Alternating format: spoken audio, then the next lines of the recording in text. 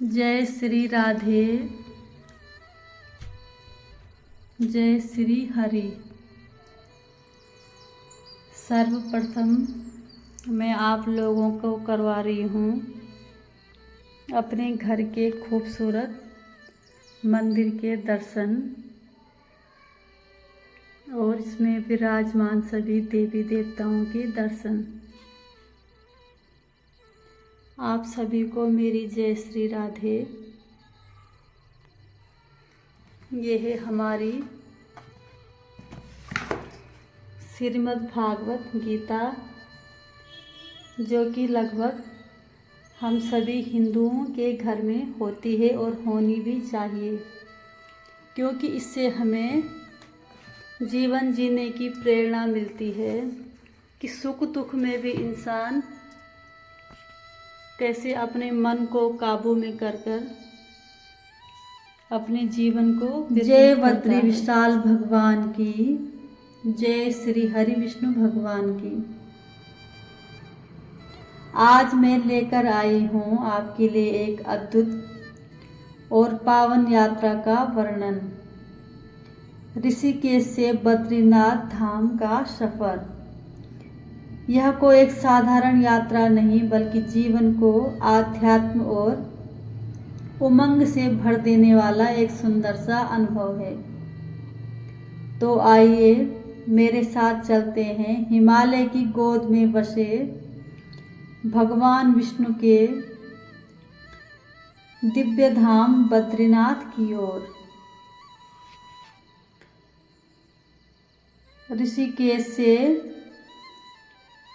लगभग बद्रीनाथ धाम की दूरी 295 किलोमीटर से 300 तक की है।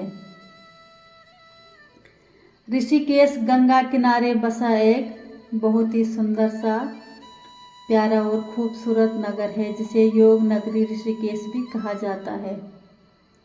यहाँ से चारों धाम की यात्रा की शुरुआत होती है और सुबह सुबह श्रद्धालु माँ गंगा आरती का दर्शन करते हुए भगवान का स्मरण करके जब यात्रा के लिए आगे बढ़ते हैं तो उनका हृदय रोम रोम और उत्साह से भर उठता है। सबसे पहले हम पहुंचते हैं देवप्रयाग। देवप्रयाग भागीरथी और अलकनंदा नदियां मिलकर माँ गंगा का रूप ले लेती है। यह दृश्य इतना मनमोहक होता है कि लगता है जैसे दो सगी बहनें गले मिल रही हो। यात्री यहाँ स्नान करके माँ गंगा का आशीर्वाद लेते हुए आगे के लिए निकलते हैं। बोलिए गंगा मैया की जय। आगे बढ़ते ही रास्ता श्रीनगर आता है। रास्ते में श्रीनगर आता है। यह एक विशाल बांध है और अलकनंदा नदी का शांत प्रवाह मन को भाता है। यह नगर बहुत ही महत्वपूर्ण पड़ाव है, क्योंकि यहाँ यात्रियों को विश्राम और भोजन की अच्छी व्यवस्था मिल जाती है।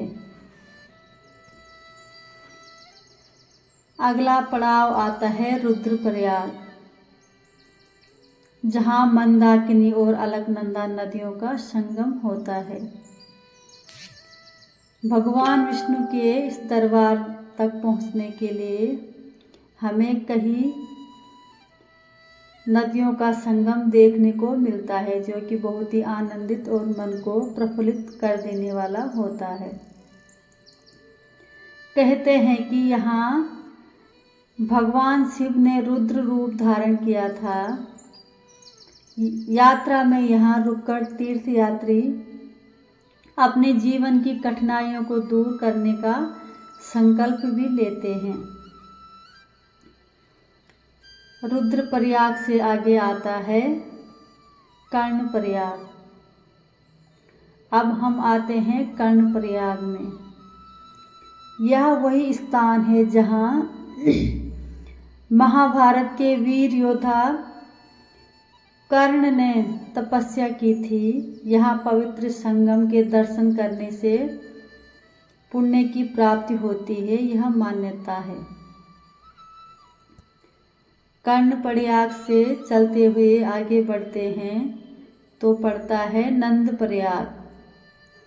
यहाँ नंदनी और अलकनंदा नदियाँ मिल जाती है, इसीलिए इसे कहा जाता है नंदप्रयाग। यहाँ नंदी बाबा ने तप किया था। यह जगह मन को बहुत शांति और सुकून से भर देती है। नंदप्रयाग से आगे निकलते हुए रास्ते में आता है जोशीमठ। यह यात्रा का प्रमुख पड़ाव है। यहाँ आदि गुरु शंकराचार्य की तपोभूमि भी मानी जाती है। यहाँ नरसिंह भगवान का एक दिव्य और अलौकिक मंदिर है, जो बद्रीनाथ धाम का शीतकालीन स्थान है।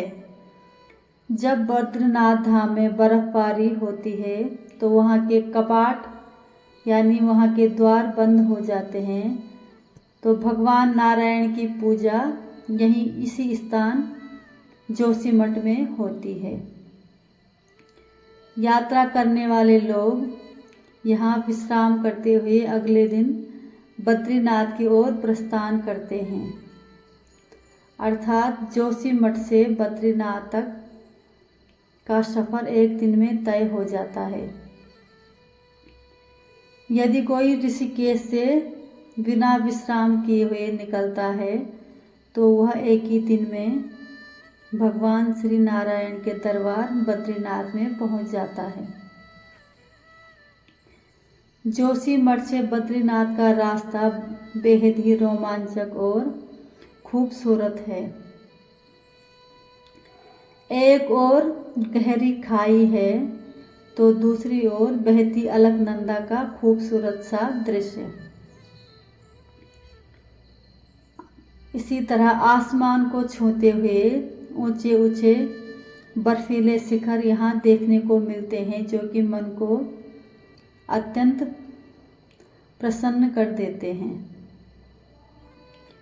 यह मान्यता है कि यहाँ हनुमान चट्टी में भगवान हनुमान और भीम का मिलन भी हुआ था। दोस्तों, जैसे जैसे हम आगे बढ़ते हैं, बेहद ठंडी और बर्फीली हवाएं चलती है। बर्फ से ढकी हुई चोटियां हमें बद्रीनाथ धाम की ओर ले जाती है। अब धीरे धीरे चलते हुए यात्री पहुंच जाते हैं बद्रीनाथ भगवान विष्णु के धाम में। यह बद्री विशाल मंदिर अलकनंदा नदी के किनारे समुद्र तल से लगभग 10,289 फीट की ऊंचाई पर स्थित है। मंदिर के सामने तप्त कुंड है, जहां श्रद्धालु स्नान करके मंदिर में प्रवेश करते हैं। बद्रीनाथ मंदिर का निर्माण 8वीं शताब्दी में आदि गुरु शंकराचार्य ने कराया था।